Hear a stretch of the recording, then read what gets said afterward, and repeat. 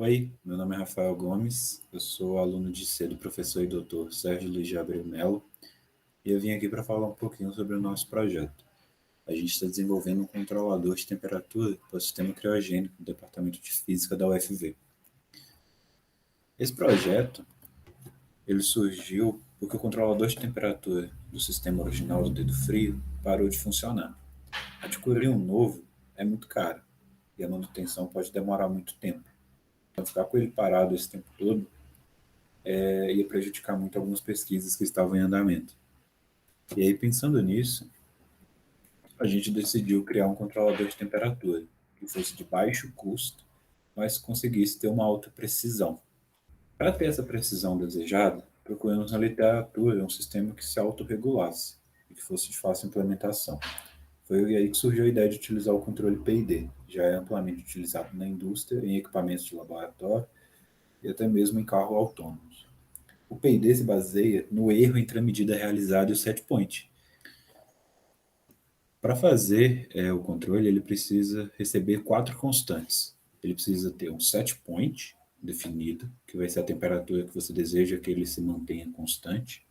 A gente também precisa fornecer uma constante chamada Kp, uma Ki e uma Kd. A constante Kd é utilizada na ação proporcional, que tem um foco fazer com que a variável de interesse se aproxime o máximo possível do set point. Como exemplo ao lado, podemos observar o carro. O carro ele tem um sensor de distância e foi definido um set point X, que é a distância que esse carro deve ficar do carro da frente. Porém, a ação proporcional sozinha não consegue fazer esse ajuste. Ela precisa, então, de uma ação integral. Essa ação integral ela vai atuar diretamente na diferença entre o set point e o valor que a ação proporcional conseguiu alcançar. Então, a ação proporcional sozinha sempre deixa um gap, sempre deixa uma diferença entre o valor dela e o set point. E aí que a ação integral age. Ela tenta, com o tempo, corrigir essa distância, fazendo com que cada vez mais se aproxime do set point desejado. Só com esses dois controles a gente já consegue fazer muita coisa. Em sistemas onde que não tem muitas variações abruptas, a gente consegue usar só esse sistema PI. Só que no caso da temperatura ou no caso do carro que a gente está vendo na imagem, a gente tem algumas variações muito rápidas. E essas variações muito rápidas, a gente precisa usar o D do PID, que é a ação derivativa. Por quê? Porque ela consegue entregar uma resposta muito rápido à taxa de variação do erro. Então, se por acaso o carro da frente frear abruptamente, o PID do sistema vai conseguir fazer com que você consiga reagir a tempo e não cause um acidente. E aí, pensando em estudar mais a fundo PID e sistemas elétricos, nós decidimos montar um protótipo de bancada para fazer alguns testes, entender melhor como funcionaria o nosso projeto.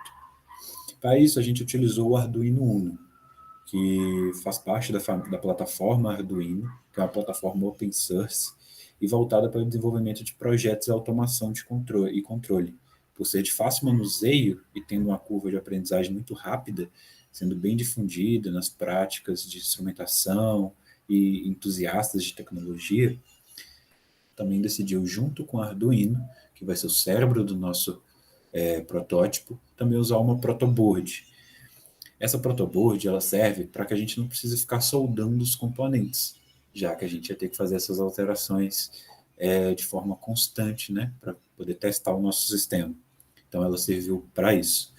A gente, junto com os dois, a gente também usou um sensor de temperatura, que é um termistor. O termistor, ele varia a sua resistência de acordo com a temperatura. Então a gente consegue extrair dessa resistência dele um valor de temperatura usando uma equação.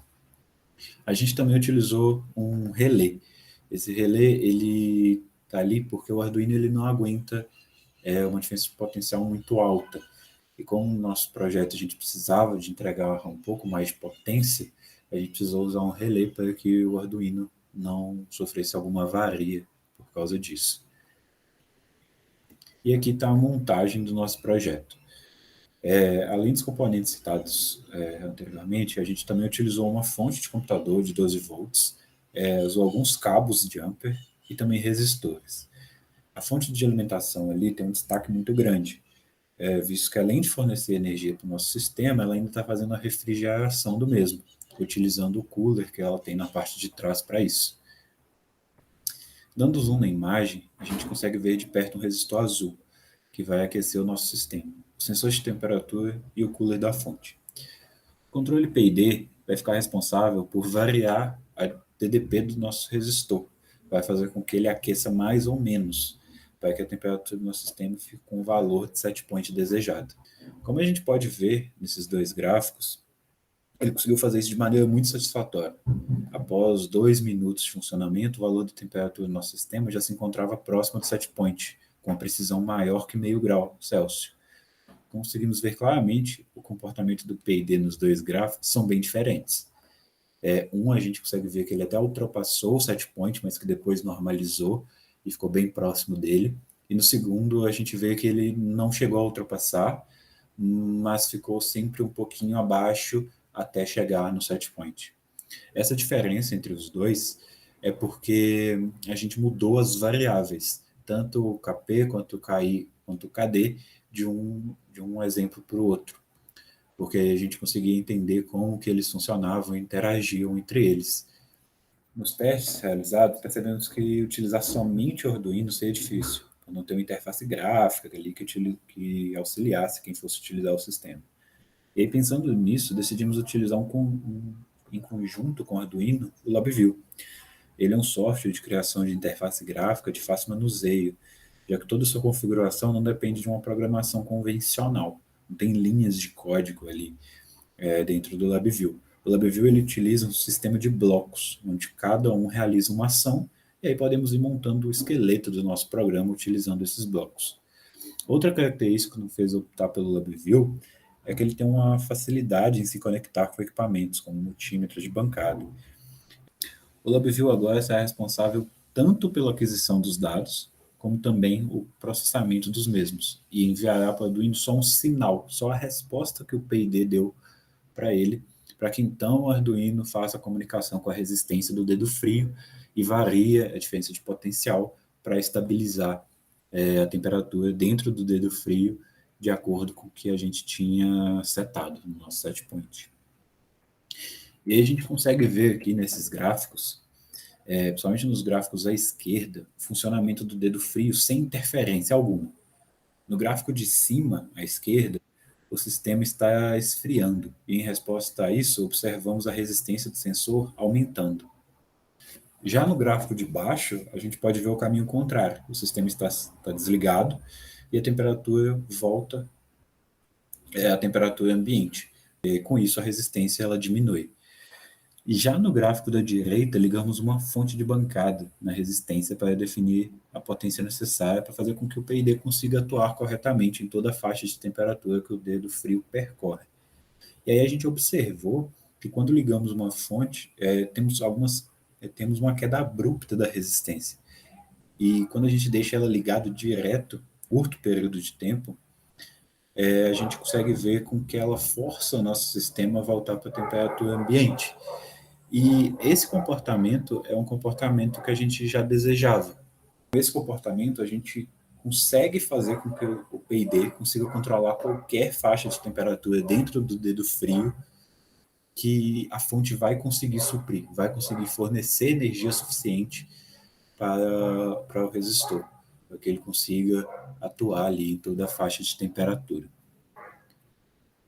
E aí, as considerações finais, o projeto ainda está em desenvolvimento. Os resultados encontrados, eles são bem animadores, a gente consegue ver ali que a gente está em um caminho certo para fazer esse controlador. E aí, como próximos passos, a gente tem que estabelecer uma relação entre resistência e voltagem para que a gente consiga determinar a temperatura que está lá dentro do dedo frio, para que aí sim o PID possa atuar e fazer o seu controle. Eu queria agradecer tanto a FAPEMIG quanto ao FV por me dar a oportunidade de estar realizando esse projeto. Muito obrigado a todos.